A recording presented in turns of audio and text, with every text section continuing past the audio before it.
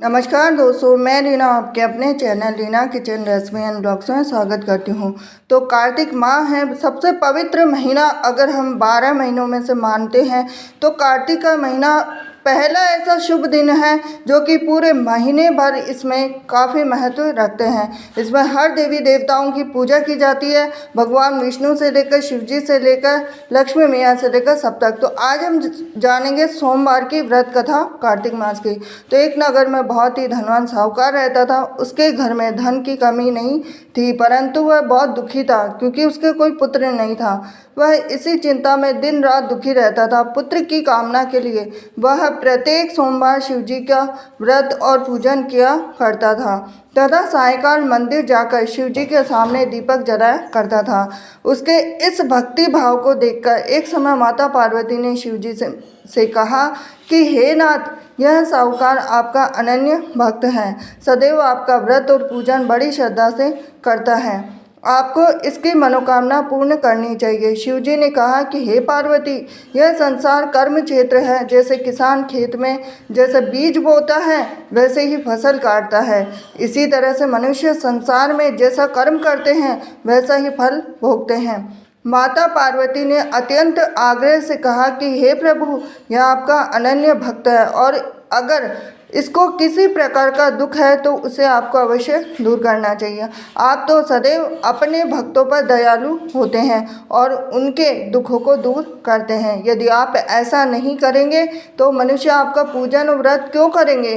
तो माता पार्वती का ऐसा आग्रह देखकर शिवजी कहने लगे कि हे पार्वती, इसके कोई पुत्र नहीं है, इसकी इसी चिंता में यह अति दुखी रहता है। अब इसके भाग्य में पुत्र न होने पर मैं इसको पुत्र की प्राप्ति तो दे सकता हूँ, परंतु वह भी 12 वर्ष तक जीवित रहेगा। इसके पश्चात वह मृत्यु को प्राप्त हो जाएगा। इससे अधिक मैं इसके लिए कुछ भी नहीं कर सकता हूँ।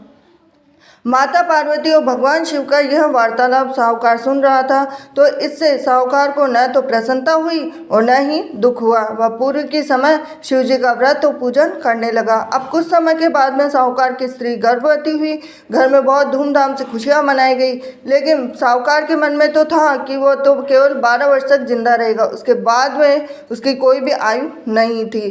तो अब जब बालक 11 वर्ष का हो गया तो बालक की माता ने पिता से उसके विवाह करने की बात कही। अब साहूकार बोला कि अभी तो इसको पढ़ाई लिखाई के लिए काशी भेजो, फिर उसके बाद में इनका विवाह करेंगे। अब साहूकार ने बालक के मामा को बुलाकर उसको बहुत सारा धन देकर बालक को काशी पढ़ने भेज दिया। अब रास्ते में जावे तो यज्ञ ब्राह्मण को करावे, दक्षिणा देते हुए जावे। तो दोनों मामा भांजे यज्ञ करते हुए गए, ब्राह्मण को भोजन कराते हुए गए। अब रास्ते में एक शहर पड़ा और उस शहर के राजा की कन्या का विवाह हो रहा था, परंतु जो राजकुमार विवाह करने के लिए आया था वो तो खुद ही करना था।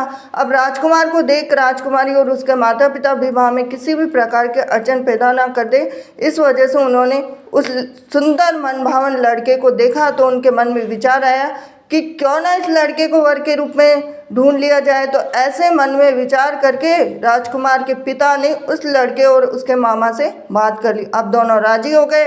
दूल्हे का वेश बनाकर उनको कपड़े पहनाकर घोड़ी पर बिठा दिया। अब कन्या के द्वार पे पहुंचे तो सभी कार्य उनकी प्रसन्नता से पूर्ण हो गए। अब राजकुमार के पिता ने सोचा कि यदि विवाह का कार्य भी उसी लड़की से करा दिया जाए तो क्यों बुराई है, इसमें कोई बुराई नहीं है।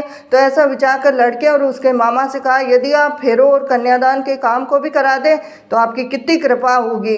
अब सेठ का पुत्र जिस समय जाने लगा तो उसके राजकुमार की चुनरी के पल्ले पर लिख दिया कि तेरा विवाह मेरे साथ हुआ है, परंतु जिस राजकुमार के साथ तुझे भेजेंगे वो तो खुद ही करना है। अब मैं काशी जी पढ़ने जा रहा हूँ। अब सेठ के लड़के के जाने के पश्चात राजकुमारी ने जब अपनी चुनरी पर ऐसा लिखा हुआ पाया तो अंधे राजकुमार के साथ जाने से मना कर दिया। अब उसने अपने माता पिता को सारी बात बता दी और कहा कि यह मेरा पति नहीं है, मेरा विवाह इसके साथ नहीं हुआ, मेरा विवाह तो जिसके साथ हुआ जो काशी जी पढ़ने गया है।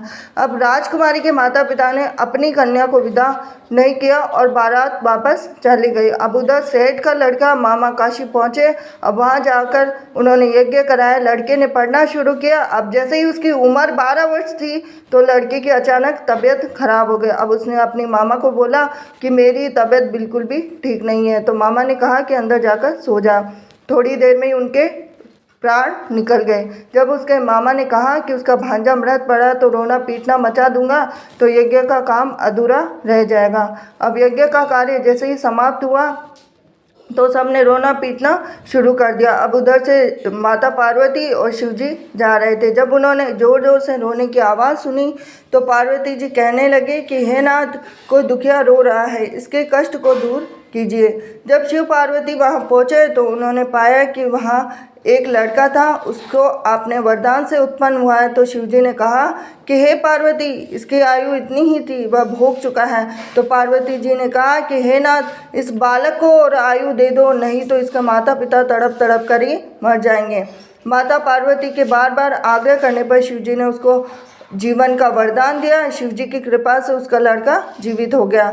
अब इसके बाद में माता पार्वती कैलाश पर्वत चले गए। शिक्षा पूर्ण होने पर जब लड़का और उसके मामा यज्ञ करते हुए ब्राह्मणों को भोजन कराते हुए दक्षिणा देते हुए घर की ओर चले तो रास्ते में उसी शहर में आए और जहाँ उस लड़के का वहाँ की राजकुमारी से विवाह हो रहा था, वहाँ जाकर उन्होंने यज्ञ प्रारंभ किया। लड़के के ससुर जी आए, राजा ने उनको पहचान लिया, महल में ले जाकर उनकी आव भगत की, जैसे दास दासियाँ सहित आदर पूर्वक अपनी राजकुमारी और जवाई को विदा दिया।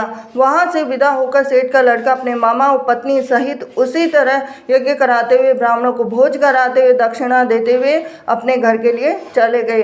घर जाकर लड़की ने अपने माता पिता को सारी बात बताई। इससे वे बहुत ही प्रसन्न हुए। शिव पार्वती, जैसे आपने सेठ और उसके परिवार को दिया वैसे सभी को देना। सोमवार व्रत कथा कहने सुनने हुकारा देने वालों को सबको देना।